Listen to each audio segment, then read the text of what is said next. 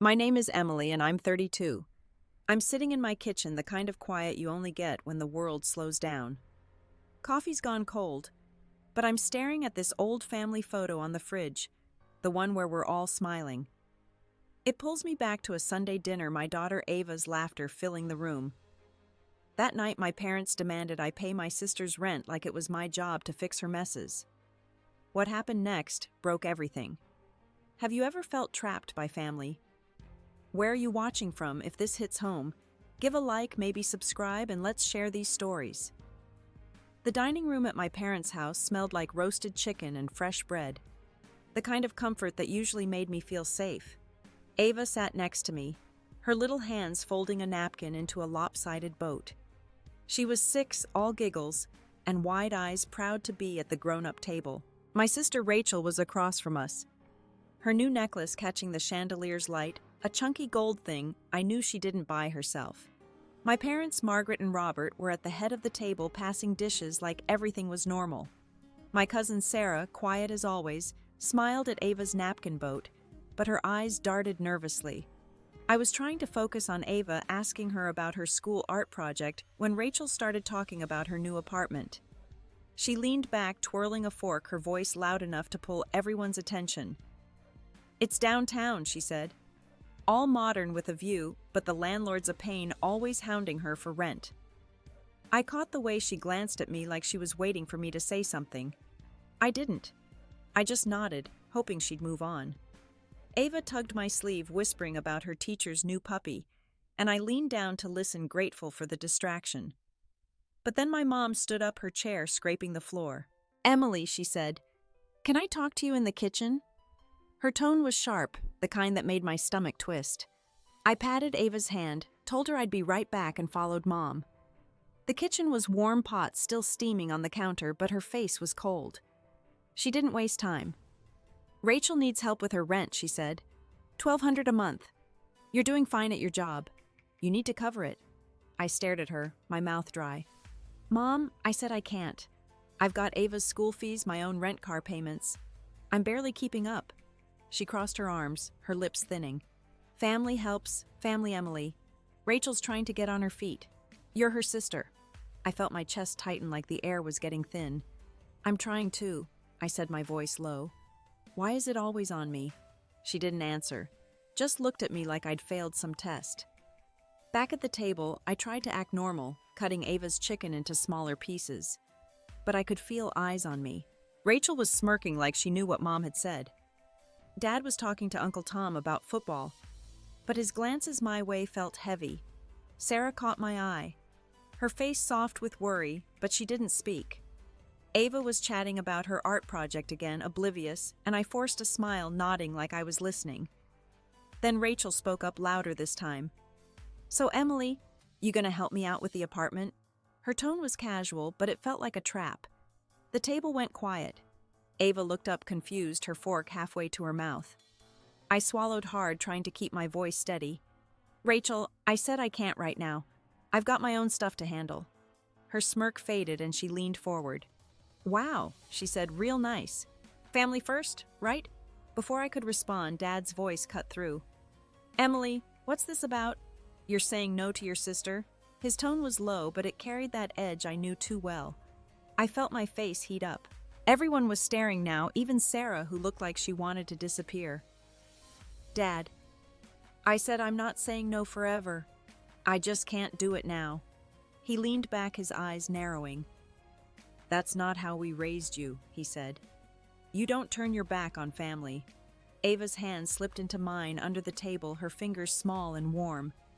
She didn't understand what was happening, but she could feel it the way the room had shifted. I squeezed her hand, trying to keep my breathing even. Rachel scoffed, muttering something about me being selfish. Mom was watching, her face unreadable, but I could tell she was waiting for me to back down. I didn't. Not yet. But the weight of their words was pressing harder, and I wasn't sure how much longer I could hold it together. I sat there, Ava's hand still in mine, her small fingers tightening as the silence stretched. The clink of forks had stopped, and the dining room felt like it was closing in. My heart was pounding, but I kept my eyes on my plate, the mashed potatoes blurring as I tried to steady myself. Rachel's words hung in the air, her accusation of selfishness stinging like a slap I hadn't seen coming. I wanted to fire back to lay out how she'd been coasting on our parents' handouts for years, but Ava was watching, her big eyes flickering between me and Dad. Dad leaned forward, his chair creaking under his weight. "You think you're above us now, Emily," he said, his voice slow, deliberate, like he was carving each word. "Got your fancy job, your own place, and suddenly, you're too good to help Rachel." I opened my mouth, but nothing came out at first. My throat felt tight, like I was swallowing glass. "I'm not above anyone," I said finally, my voice shaking. "I'm just trying to take care of Ava. That's my job." Rachel snorted, tossing her hair back. "Oh, please," she said. "You act like you're some saint raising Ava all alone. Maybe if you weren't so stubborn, you'd see we're all struggling." Her words cut deep, twisting the knife of every late-night worry I'd ever had about being enough for Ava. I glanced at Sarah, hoping for some kind of backup, but she was staring at her lap, her hands knotted together. Uncle Tom laughed from the end of the table, his laugh grating. "Sounds like Emily's forgotten where she came from," he said, like it was a joke. Mom stood up again, her hands braced on the table. "Emily," she said, "you're making a scene. Just say you'll help Rachel and we can move on." Her voice was calm, but it had that edge, the one that always made me feel like a kid caught breaking a rule. I looked around the table at the faces I'd known my whole life, and felt like a stranger. Ava was still holding my hand, her grip tighter now, and I could see her lower lip trembling. She didn't deserve this. I took a deep breath, forcing my voice to stay even. "Mom, I said I love Rachel, but I can't keep bailing her out. She's got to figure this out." The words felt heavy, like dropping stones into a still pond. Rachel's face twisted and she slammed her glass down, red wine sloshing onto the tablecloth. "Figure it out," she snapped. "You think it's that easy? You've always had it together, Emily. You don't get what it's like to need help." Dad's hand hit the table, the sound sharp enough to make Ava flinch. "That's enough," he said. "Emily, you're embarrassing yourself. And in front of your daughter, you should be ashamed." His words landed like a punch and I felt my eyes burn. I wasn't ashamed of standing my ground, but the way he said it, the way everyone was looking at me, made me feel small. Ava's hand slipped out of mine and she scooted closer, her shoulder pressing against my arm. "Mommy," she whispered, her voice so soft it broke my heart. "It's okay," I whispered back, but it wasn't. Sarah finally spoke, her voice barely audible. "Maybe we should all calm down," she said, glancing at Mom. "It's just a misunderstanding." But Mom ignored her, her eyes locked on me. "You're being selfish, Emily," she said. "You always have been." I wanted to scream, to tell her how I'd spent years trying to please them, how I'd given up dreams to stay close, to be the good daughter. But the words wouldn't come. Instead, I felt something shift inside me, a crack widening. I stood up, my chair scraping loud against the floor. "I need some air," I said, my voice barely holding together. "Ava, stay here for a second, okay?" She nodded, her eyes wide, but I could see the fear in them. I stepped toward the hallway, my legs shaky, but Mom's voice stopped me. "Where do you think you're going?" she said. "We're not done." I turned, meeting her gaze, and saw something in her eyes I hadn't expected. Not just anger, but disappointment, like I'd failed her in a way I couldn't fix. I didn't answer. I just kept walking, my hands trembling as I reached the front door. The cool night air hit my face, and I leaned against the porch railing, trying to breathe. Inside, I could hear voices rising again, Rachel's sharp, Dad's low and hard. I wanted to go back for Ava, to grab her and leave, but my feet wouldn't move. Something was building, something I couldn't stop, and I didn't know how much more I could take before it broke me. I stood on the porch, gripping the railing, the wood rough under my palms. The night was cool, but my skin felt hot, like I was burning from the inside. Inside, the voices were louder now, Rachel's sharp laugh cutting through Dad's low growl. I wanted to run, to grab Ava and drive away, but my legs felt heavy, rooted. I kept seeing Ava's face, her eyes wide with fear, and it tore at me.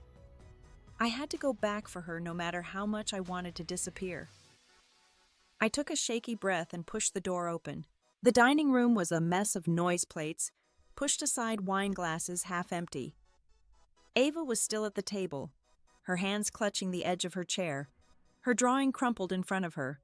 Rachel was standing now, gesturing wildly, her voice slicing through the air. "You think you're so perfect, Emily," she said, her eyes locked on me as I stepped back in. "Always playing the victim, huh?" I ignored her, moving toward Ava. But Mom stepped in front of me, her arms crossed. "You don't get to walk away, Emily," she said, her voice low and hard. "You owe Rachel an apology." "For what?" I snapped, my voice louder than I meant. "For having my own life.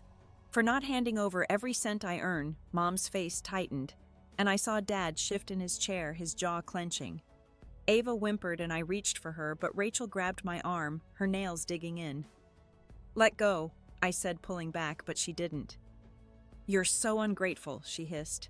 "Mom and Dad gave you everything, and this is how you repay them." I yanked my arm free, my skin stinging, and turned to Ava. "Come on, sweetheart," I said, trying to keep my voice soft. "We're leaving." But Dad stood up, his chair toppling backward with a crash. "You're not going anywhere," he said, his voice like gravel. "Not until you fix this." I froze, my heart slamming against my ribs. Ava was trembling, her eyes darting between me and Dad. I could feel everyone watching: Uncle Tom's smirk, Sarah's pale face, Rachel's smug grin. "Fix what?" I said, my voice shaking. "I'm not the one making demands." Dad stepped closer, his shadow falling over me. "You've always been stubborn," he said. "We gave you a home, paid for your college, and now you can't help your sister. You're a disgrace." His words hit like a fist, each one digging deeper. I wanted to scream that I'd paid them back in ways they'd never see, the years I spent trying to make them proud, the nights I stayed up worrying about Ava's future. But my throat was tight, and all I could manage was, "I'm doing my best." Uncle Tom laughed, a sharp bark that made Ava flinch. "Your best," he said. "Looks like failure to me." Rachel chimed in, her voice dripping with venom. "You know, Emily, maybe if you weren't so busy playing single mom, you'd have time to care about us." I spun to face her, my hands shaking. "Don't you dare bring Ava into this," I said, my voice low but sharp. "She's the only reason I'm still standing here." Rachel rolled her eyes, but I saw Mom's face change, her eyes narrowing like I'd crossed a line. Ava's drawing was still on the table, the crayon lines smudged where her hands had gripped it. I reached for it, wanting to give her something to hold on to, but Mom snatched it away. "Stop hiding behind your daughter," she said. "You're not leaving until you agree to help Rachel." Her voice was cold, final, and I felt something snap inside me. "I'm not hiding," I said, stepping closer. "I'm protecting her. From this. From you." Dad's hand shot out, grabbing my shoulder, his grip tight enough to bruise. "You don't talk to your mother like that," he said, his face inches from mine. I tried to pull away, but he held firm, his fingers digging in. Ava cried out, "Mommy," and I saw her slide off her chair, running toward me. Sarah reached for her, but Ava dodged, wrapping her arms around my legs. "Let her go," she yelled, her voice small but fierce. The room went quiet for a second, everyone frozen. Then Rachel laughed, a cruel, jagged sound. "Wow," she said, "even your kids got more spine than you."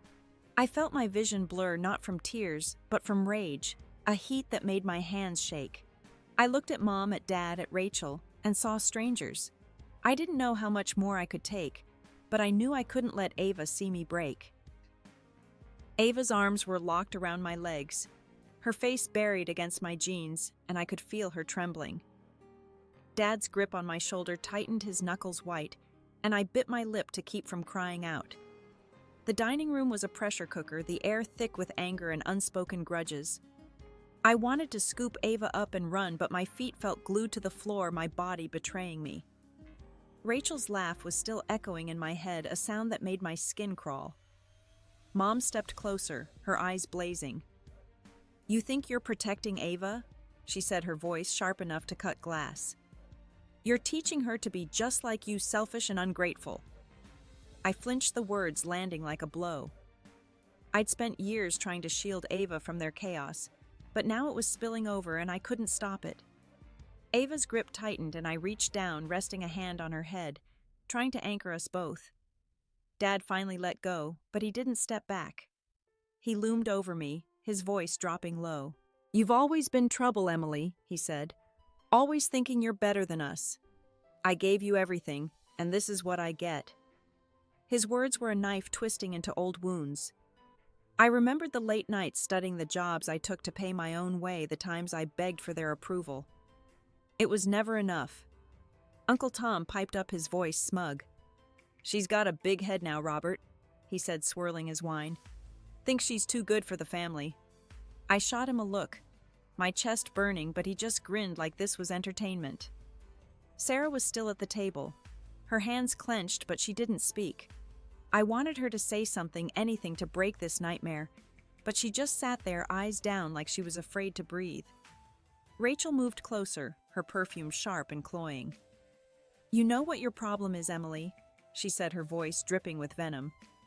"You're jealous. You've always been jealous of me." I stared at her, my mouth open, the absurdity of it hitting me like a slap.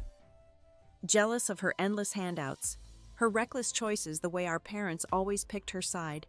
I wanted to laugh, but the rage was too thick, choking me. "That's not true," I said, my voice barely above a whisper. "I just want to live my life." Rachel smirked, crossing her arms. "Then why are you here ruining our dinner?" she said. "If you're so independent, why don't you just leave?" I felt my stomach lurch. Leave with Ava in this mess? I looked down at her, her face still pressed against me, and my heart ached. She didn't deserve to be caught in this. Mom grabbed my arm, her fingers cold and bony. "You're not going anywhere until you apologize to Rachel," she said. "You've disrespected this family long enough." I tried to pull away, but her grip was like iron. "Apologize," I said, my voice cracking. "For what?" "For saying no. For having my own responsibilities." She shook her head, like I was a child throwing a tantrum. "You're tearing us apart, Emily," she said. "You always do." Ava's voice broke through, small and shaky. "Stop yelling at Mommy," she said, her face red, tears streaking her cheeks. I knelt down, pulling her close, my own eyes burning. "It's okay, baby," I whispered, but it wasn't. Nothing about this was okay.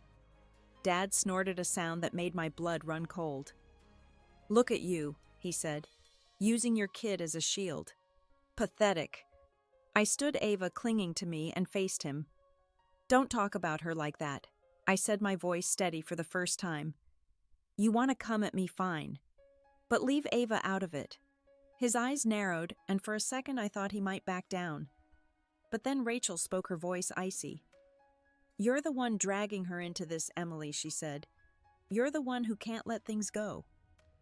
Uncle Tom clapped his hands like this was a show. "All right, enough drama," he said. "Emily, just say you're sorry and we can eat dessert." His casualness made my stomach turn. This wasn't a misunderstanding. This was my family tearing me apart piece by piece in front of my daughter. Sarah finally moved, standing up, her voice trembling. "Maybe we should all take a break," she said, but Mom cut her off. "Sit down, Sarah," she snapped. "This is Emily's mess." I felt the walls closing and the weight of their words crushing me. Ava was sobbing now, her small body shaking against mine. I wanted to scream, to tell them how they'd failed me, how they'd chosen Rachel over me every time. But my voice was gone, swallowed by the hurt. Mom's hand was still on my arm, her eyes daring me to fight back. Dad was watching, his face hard, like he was waiting for me to break. And Rachel just stood there smiling like she'd already won. I didn't know how much more I could take, but I knew something was about to snap. I was cornered. Ava's sobs muffled against my side, her small body trembling like a leaf in a storm. Mom's grip on my arm was unrelenting, her nails biting into my skin, and Dad's stare was a weight I couldn't shake. The dining room felt like a cage, the air so thick I could barely breathe. Rachel's smug smile was a blade twisting deeper with every second. I wanted to shield Ava to make this stop, but my voice was trapped, my chest tight with a rage and hurt I couldn't name. I pulled against Mom's hold, my voice hoarse. "Let me go," I said. "Please just let us leave." Her eyes flashed and she yanked me closer. her breath hot on my face. "You don't get to walk out, Emily," she said. "You don't get to ruin this family and act like the victim. Ruin." The word echoed in my head, absurd and cruel. I'd spent my life trying to hold us together, and now I was the one breaking it. Ava clung tighter, her voice breaking. "Mommy, I want to go home," she said, and my heart shattered. I tried to kneel to comfort her, but Dad stepped forward, his boots heavy on the hardwood. "You're not taking her anywhere," he said, his voice a low growl. "You're gonna stand here and own what you've done." Own what I wanted to scream. For once I wasn't bending, wasn't giving in to their endless demands, and this was my punishment. Rachel laughed, a sharp, bitter sound that made my skin crawl. "Look at her," she said, pointing at me like I was on display. "Acting all high and mighty like she's better than us. She's the one who's broke scraping by, and now she's too proud to help me." Her words were venom, each one a jab at the life I'd fought to build. I wasn't broke, not in the way she meant, but every bill, every late-night shift, every worry for Ava's future flashed through my mind. I was tired, so tired, and they were tearing me apart. I straightened, meeting Rachel's eyes. "I'm not too proud," I said, my voice shaking but clear.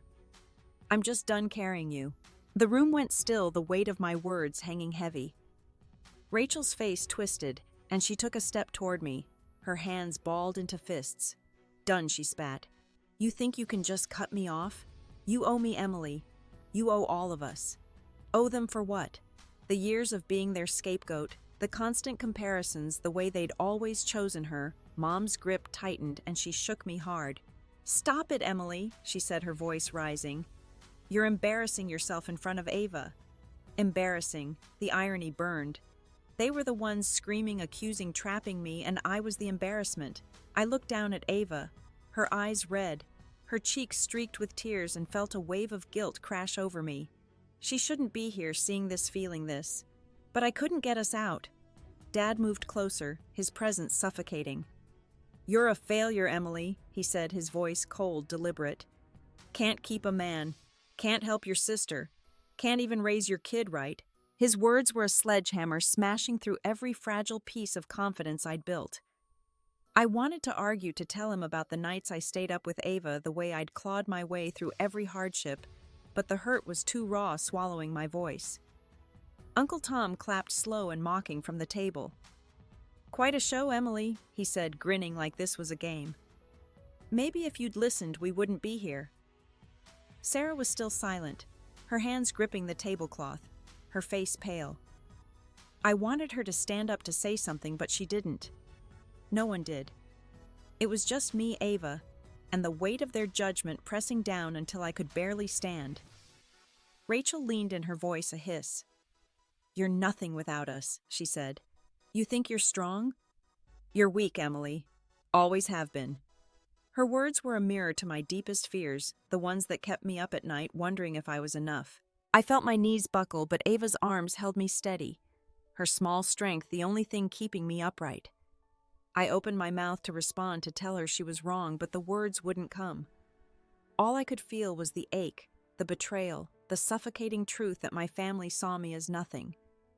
And then before I could move, Dad's hand rose and everything slowed, the world narrowing to the shadow of his palm. Dad's hand came down fast, a blur that cracked across my cheek, the sting exploding through my skull. I stumbled, my hips slamming into the table plates, rattling as I caught myself on the edge. Blood filled my mouth, sharp and metallic, and I felt a warm trickle down my chin. Ava screamed, her voice piercing, and I reached for her, but my vision swam the room, tilting. Her small hands grabbed my shirt, pulling me back, but I could barely feel her through the haze of pain. Rachel's laughter sliced through the chaos, high and cruel. "That's what you get, Emily," she said, her voice dripping with glee. "Should have just paid up." I looked at her, my sister, the one I'd once shared secrets with, and saw a stranger, her eyes gleaming with something vicious. Mom was still gripping my arm, her face a mask of fury. "You brought this on yourself," she said, shaking me again, her voice rising. "You think you can defy us in our house?" I tried to speak, to tell them to stop, but my throat was raw, my words lost in the throbbing ache of my face. Ava was sobbing, her cries muffled against me, and I wanted to cover her ears to block out the venom spilling around us. Dad stepped closer, his boots thudding, and he grabbed my jaw, forcing me to look at him. "You're nothing," he said, his breath sour. "A selfish, useless daughter. I gave you everything and you spit in my face." His words were worse than the slap, each one a shard of glass in my chest. I saw flashes of my childhood, the times I'd run to him for comfort, the way he'd once carried me on his shoulders. Gone. All of it gone. Uncle Tom was still at the table, chuckling like this was a comedy. "Gotta admit, Robert," he said, "you know how to keep things lively." His nonchalance made my stomach churn like my pain was just a sideshow. Mom let go of my arm, only to shove me backward. I tripped over a chair, my knees hitting the floor, the impact jarring my bones. Ava fell with me, her small body curled against mine, and I wrapped my arms around her, trying to shield her from the storm. Mom towered over us, her voice a snarl. "You're a disgrace, Emily," she said. "You think you're a mother? You're barely human. Look at you bleeding on my floor." I felt the blood drip onto my shirt, soaking through, and Ava's hands were on my face, frantic, wiping at it.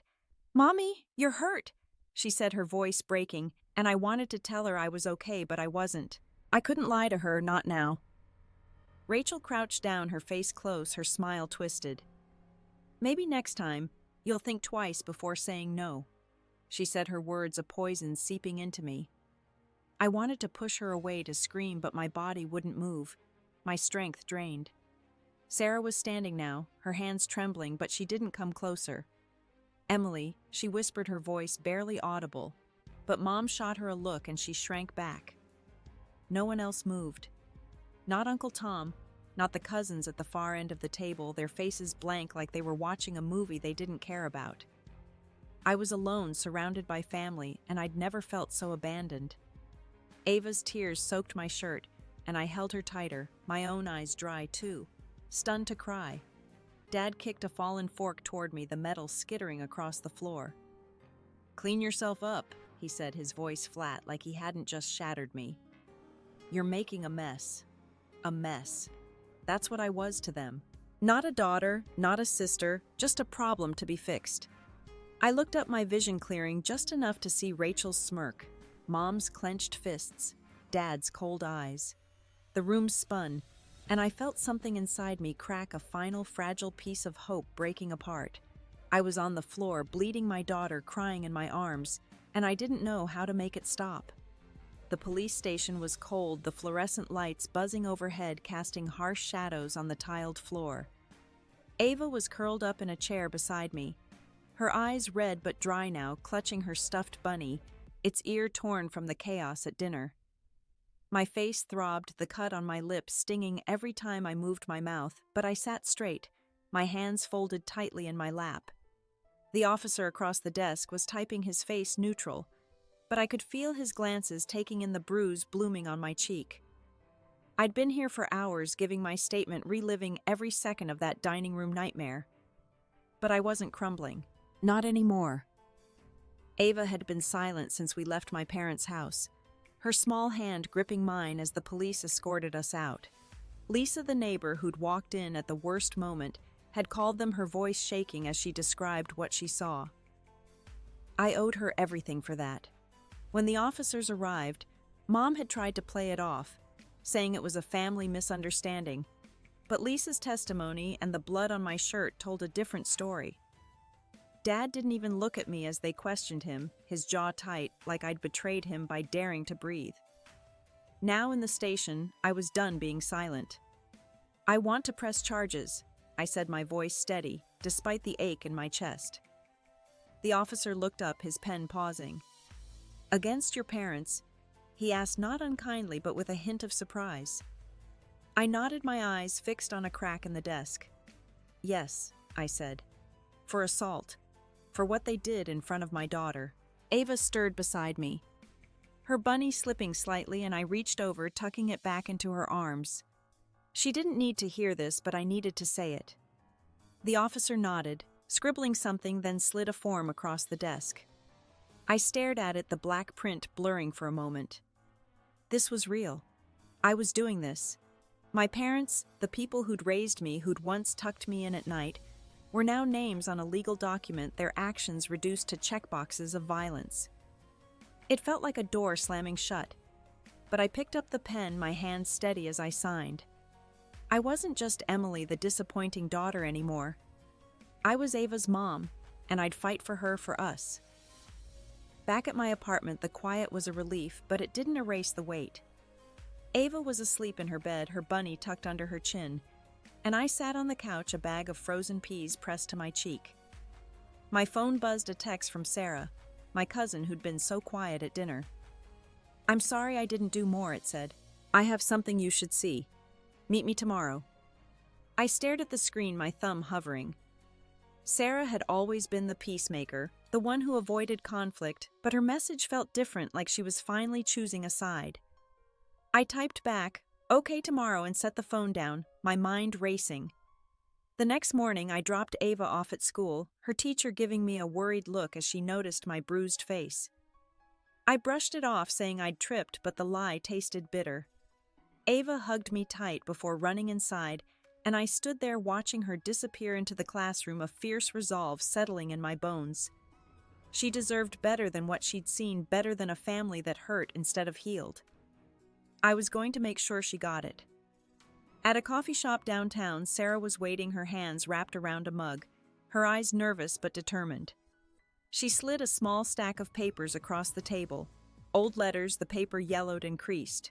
"I found these in Mom's attic," she said, her voice low. "They're from years ago, between Aunt Margaret and Rachel. They show how they've always favored her, planned for her, even when you were struggling." I flipped through them, my breath catching at the words, "Rachel's our priority. Emily can handle herself." My hands shook, not with anger, but with clarity. This wasn't new.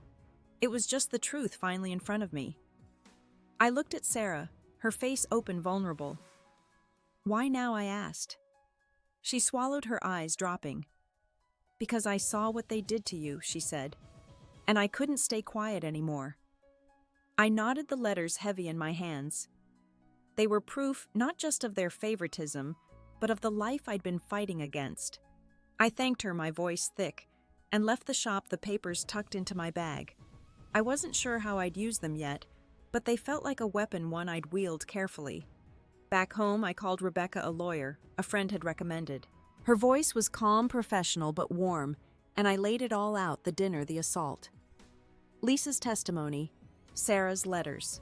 She listened, then said, "We can build a strong case, Emily, but it won't be easy. They'll fight back." I closed my eyes, picturing Mom's cold stare, Dad's clenched fists. "Let them," I said. "I'm not backing down." For the first time in days, I felt a spark of power, like I was taking back something they'd stolen. It wasn't much, but it was enough to keep going. I hung up with Rebecca, the lawyer's words still ringing in my ears. My apartment was quiet, Ava at school, the afternoon light slanting through the blinds. I sat at the kitchen table, Sarah's letters spread out in front of me, their faded ink a map of my family's choices. Each one was a reminder of the years I'd spent trying to earn a place they'd never given me. But I wasn't that girl anymore, the one who begged for scraps of approval. I was done waiting. I pulled out my laptop and started typing, my fingers hesitant at first. The words came slowly, then faster, spilling out like water from a broken dam. I wrote about the dinner, the way Mom's voice had cut me down, Dad's hand across my face, Rachel's laughter as I bled. I wrote about Ava's tears, the way her small body shook against mine. It wasn't just a story. It was a release, a way to take back the narrative they'd twisted for so long. I titled it, "The Night I Stopped Being Their Daughter," and posted it to a blog I'd set up on a whim, my heart pounding as I hit publish. The next day, I met Clara, a social worker recommended by Rebecca, at a small office near Ava's school. She had kind eyes and a clipboard full of questions, but her voice was gentle as she asked about Ava. I told her everything, my voice cracking as I described Ava's screams, the way she'd clung to me. Clara nodded, jotting notes, then looked at me. "She's strong, Emily," she said, "but she needs help processing this. I can get her into counseling free of charge." I swallowed hard, nodding. "Do it," I said. Whatever she needs. Clara handed me a pamphlet, her fingers brushing mine. And you? She asked. What do you need? I froze the question, catching me off guard. No one had asked me that, not in years. I need to keep going, I said finally, my voice low. For her. Clara smiled, a small knowing thing, and I felt something shift like a knot loosening in my chest. I wasn't just fighting for Ava. I was fighting for me too. That evening I sat Ava down on her bed, her room soft with the glow of her nightlight. I'd sewn up her bunny's torn ear, the stitches uneven but holding. I handed it to her and she hugged it tight, her eyes searching mine. Are Grandma and Grandpa mad at us? She asked, her voice small. I took a deep breath, choosing my words carefully. They're mad at me, sweetheart, I said. But that's not your fault.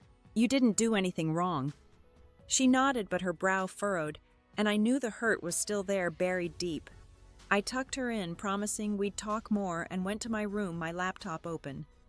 The blog post had comments now, dozens of them strangers sharing their own stories of family betrayal, of standing up, of surviving. One woman wrote, "Your courage gave me hope."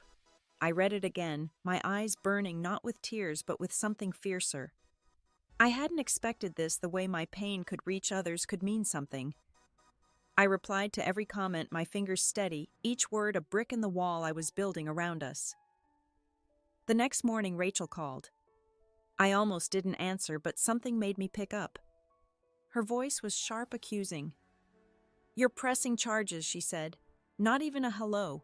You're dragging Mom and Dad through this." For what? A little slap.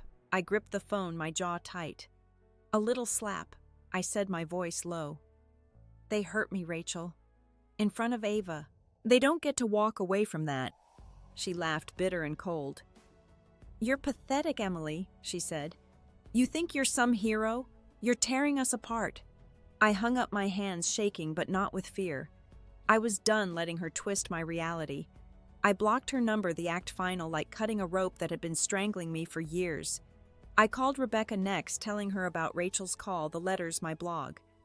She listened, then said, "This changes things. The letters show a pattern.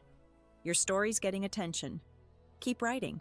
I nodded, though she couldn't see me, and hung up, my resolve hardening. I went to Ava's room where she was coloring at her desk. She looked up smiling, and I sat beside her, picking up a crayon. We didn't talk about the dinner or my parents or the bruises fading on my face.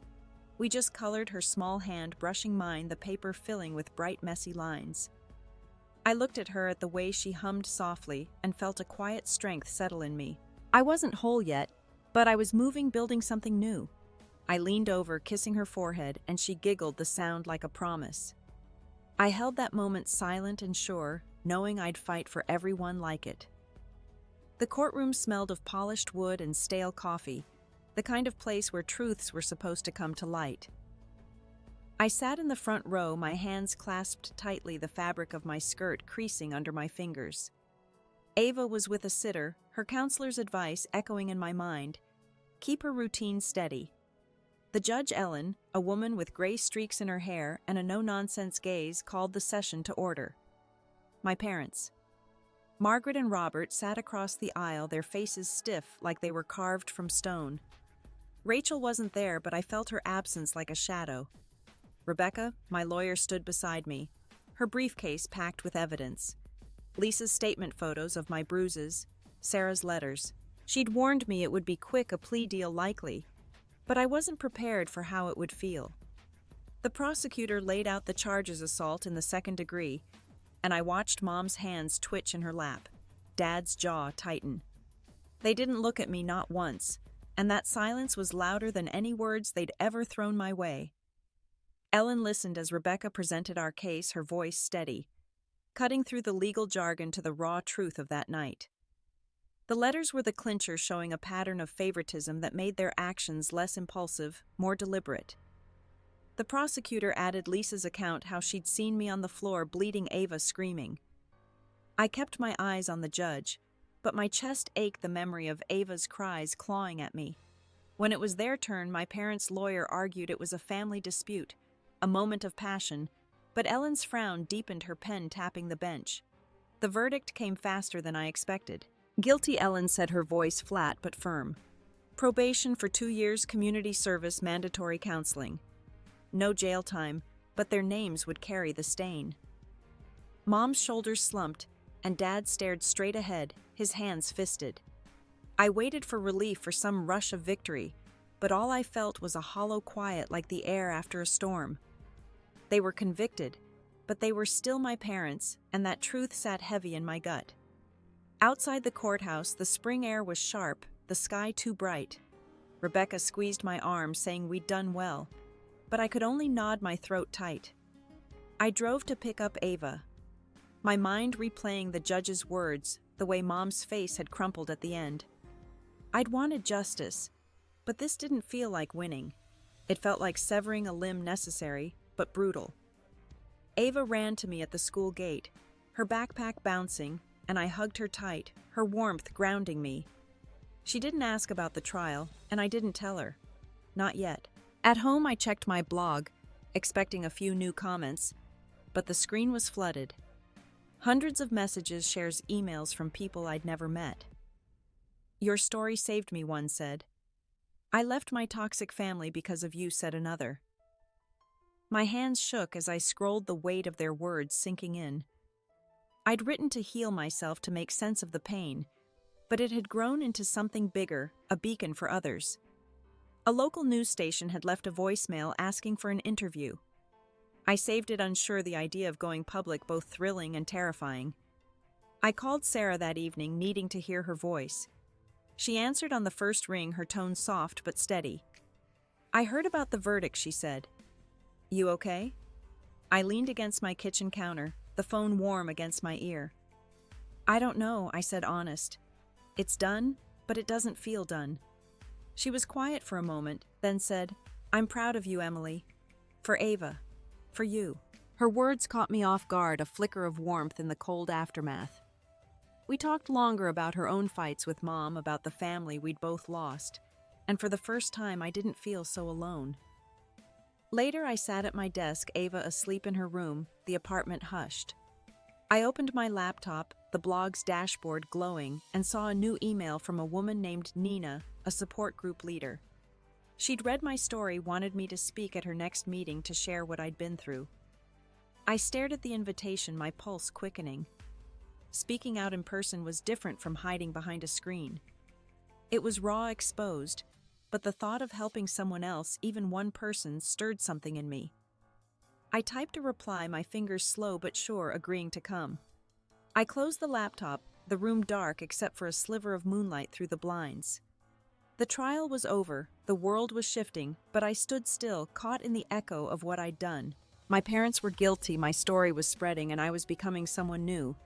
But the cost was etched in me, a scar that hadn't yet healed. I pressed my hands to my face, the silence deafening, and let the weight of it all settle heavy and unyielding. I stood in the community center, a low hum of fluorescent lights overhead, the room filled with folding chairs and strangers' faces. Nina, the support group leader, introduced me, her voice warm but firm, calling me a survivor. The word felt foreign, like it belonged to someone else. I gripped the edge of the podium, my notes untouched, and looked out at the crowd. Their eyes were steady, not judging, just waiting. I took a breath, my voice low, and started talking about that night, the dining room, the blood, Ava's screams. The words came easier than I expected, each one peeling back a layer of shame I'd carried too long. The room was quiet when I finished, the kind of silence that holds you in place. A woman in the back, her hair gray and pulled tight, raised her hand. Her voice shook as she said, my story gave her the courage to leave her brother's house, to stop being his punching bag. Others nodded, some wiping tears, and I felt a strange ache, not pride, but connection, like I'd lit a spark in the dark. Nina thanked me, her hand on my shoulder, and I nodded, my throat too tight to speak. Driving home, the city lights blurred through my windshield, my mind stuck on their faces. I'd gone to help them, but they'd given me something too, a sense that my pain wasn't just mine anymore. At my apartment, I found a letter slipped under the door, no return address, the handwriting sharp and familiar. It was from Rachel. I opened it, my hands steady, expecting venom, but it was short, almost curt. "I'm back with Mom and Dad," it said. "Couldn't keep the apartment. You happy now?" I stared at the words, waiting for guilt, but none came. She'd fallen not because of me, but because they'd built her life on sand, propping her up while I learned to stand alone. The next morning, Ava's school called. Her teacher, Ms. Carter, said Ava was thriving. Her latest project, a bright collage of flowers and stars, hung proudly in the hallway. I went to see it standing in the quiet corridor, the paper vibrant under the lights. Ava's name was scrawled in the corner, her letters uneven but bold. I touched the edge, my fingers lingering, and felt a pang not of loss, but of hope. She was healing, finding her light, and that was worth every fight I'd faced. Sarah came by that evening, her arms full of takeout, her smile hesitant but real. We sat on my couch eating lo mein from paper cartons, and she told me she'd confronted Mom about the letters, about the years of favoritism. Mom had cried. Sarah said not with remorse but with anger, saying I'd poisoned the family. Dad hadn't spoken at all. Just walked out of the room. Sarah's voice was steady, but her hands shook as she set down her fork. "I'm done with them," she said. "I choose you, Emily."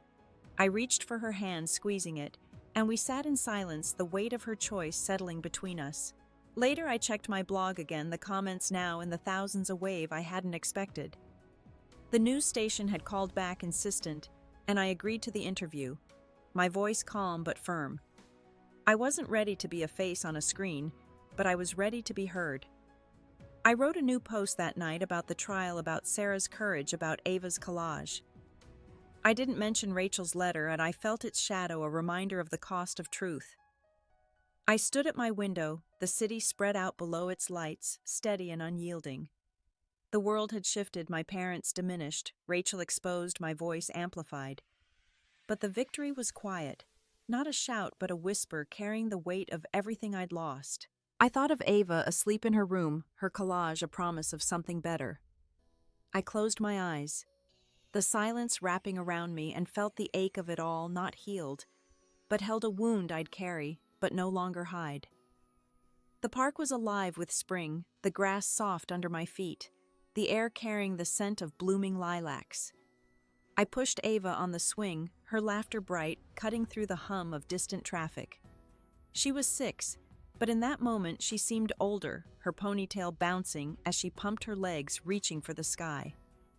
I stood behind her, my hands ready to catch, but she didn't need me to.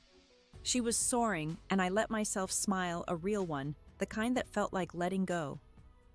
I'd brought a blanket, spread it under an oak tree, its branches heavy with new leaves. Ava ran to it, flopping down with a giggle, her sneakers kicking up bits of dirt.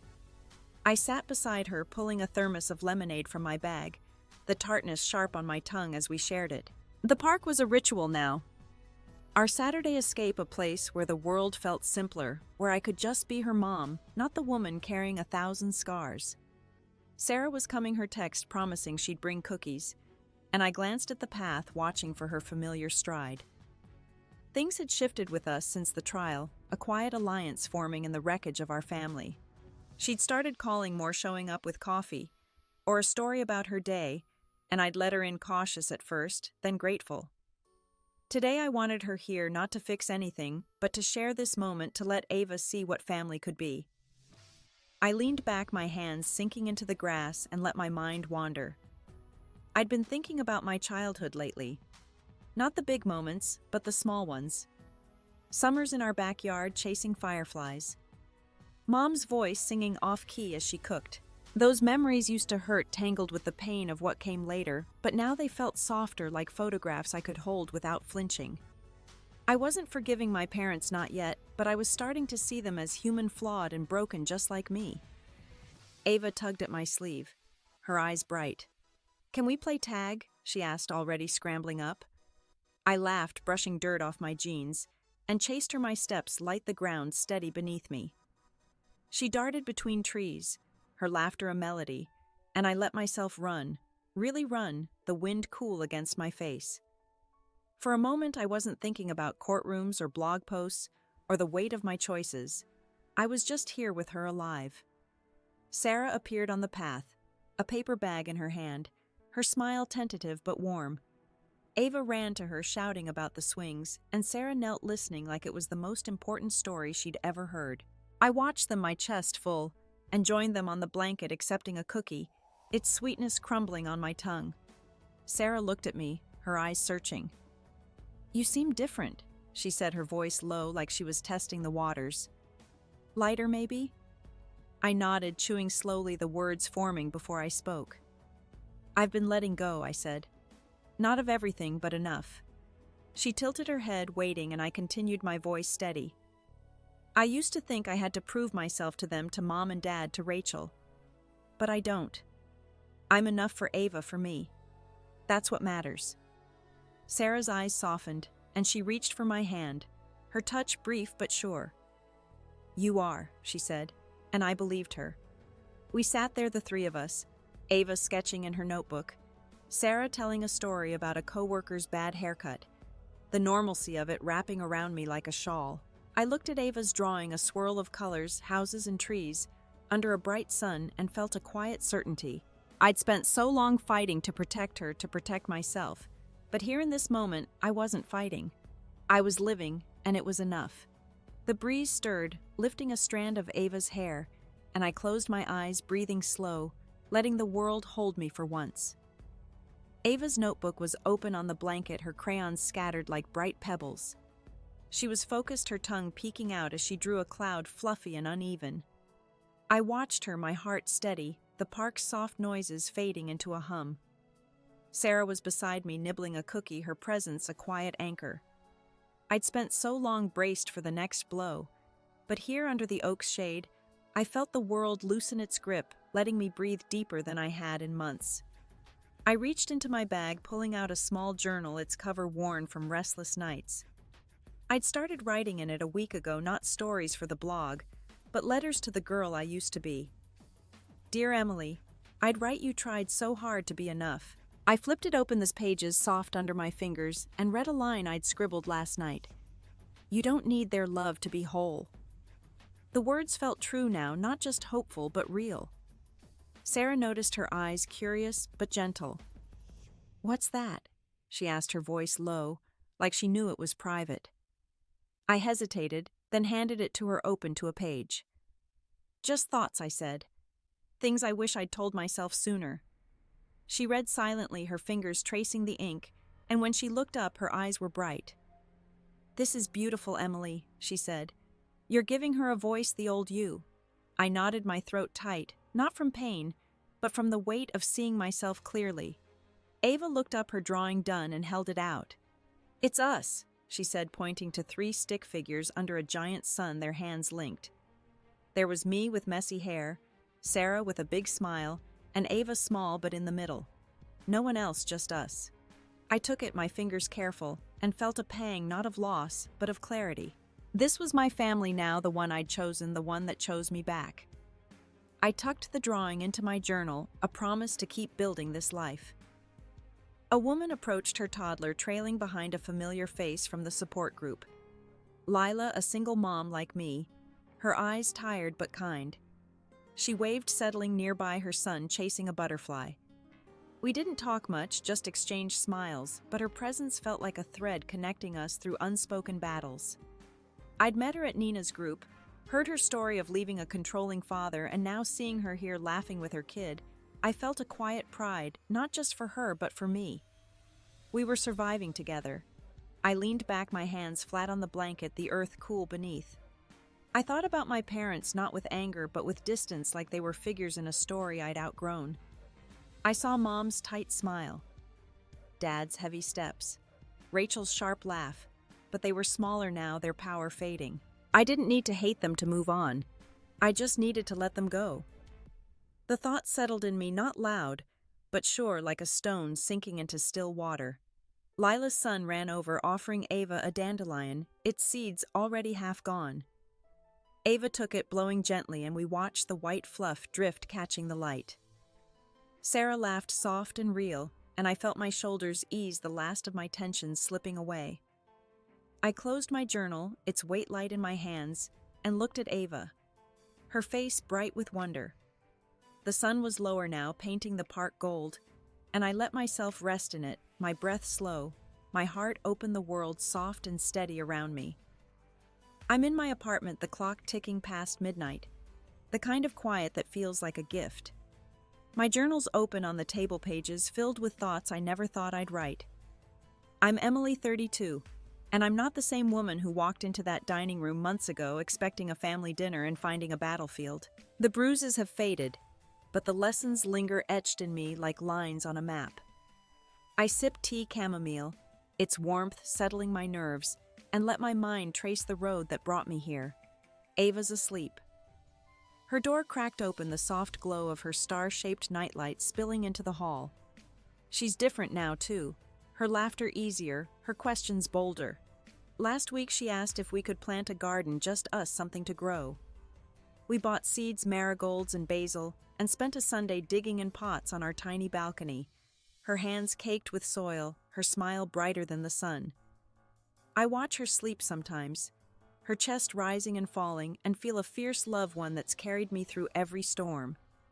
The blog's still alive, a steady pulse of stories from people I'll never meet.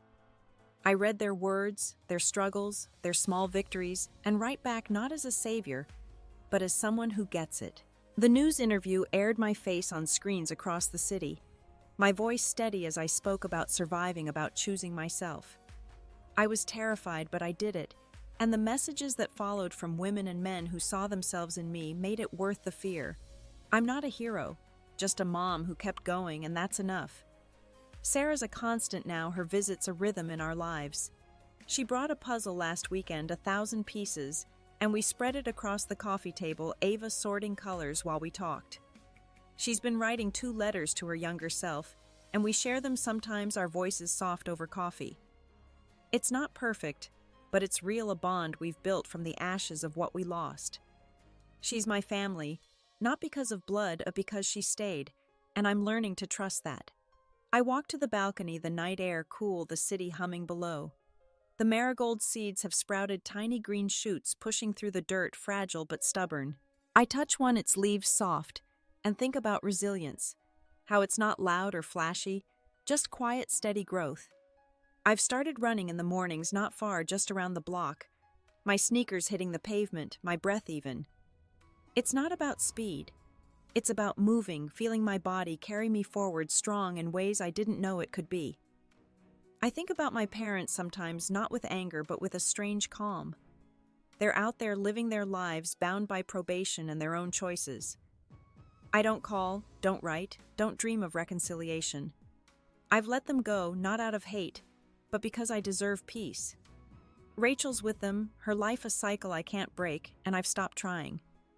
My energy is for Ava, for me, for the people who see me as I am, not as they want me to be. Back at the table, I pick up a pen, the ink smooth under my hand.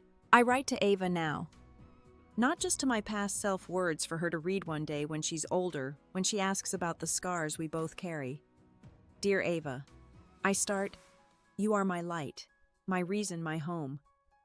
The words flow simple but true, and I feel my shoulders ease, the weight of the past slipping further away.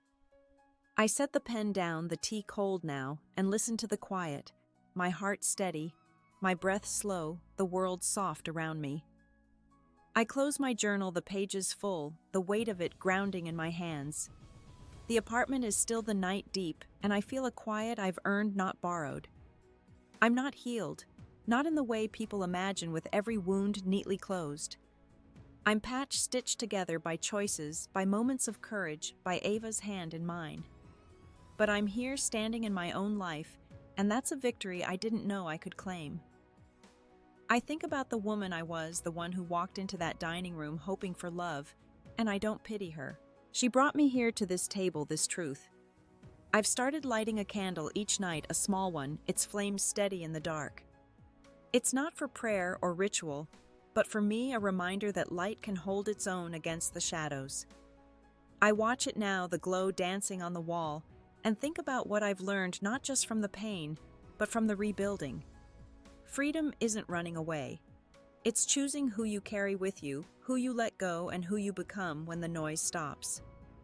I carry Ava Sarah, the voices from the support group, the strangers whose stories echo mine. I let go of my parents not with anger but with clarity because my heart has only so much room. The lesson isn't grand, not the kind you frame on a wall. It's simple, carved from the mess of living. You don't need everyone's love to be whole, but you do need your own. I spent years chasing approval thinking it would fill the cracks, but it never did.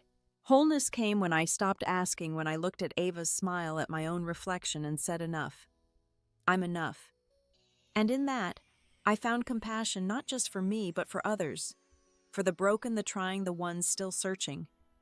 We're all just doing our best, and that's a kind of grace. I blow out the candle, the smoke curling upward, faint and fleeting. Ava's starlight glows down the hall, a beacon in the dark.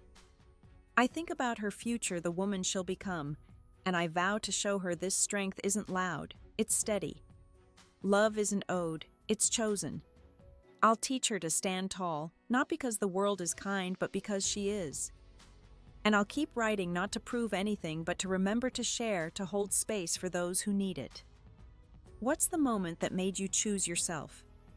The one where you said, I'm enough, and meant it. Share it below if you want, because your story matters just like mine. If this resonated, maybe give it a like, subscribe, or pass it along to someone who needs to hear it. We're all in this together, finding our way. Thank you for listening, for being here.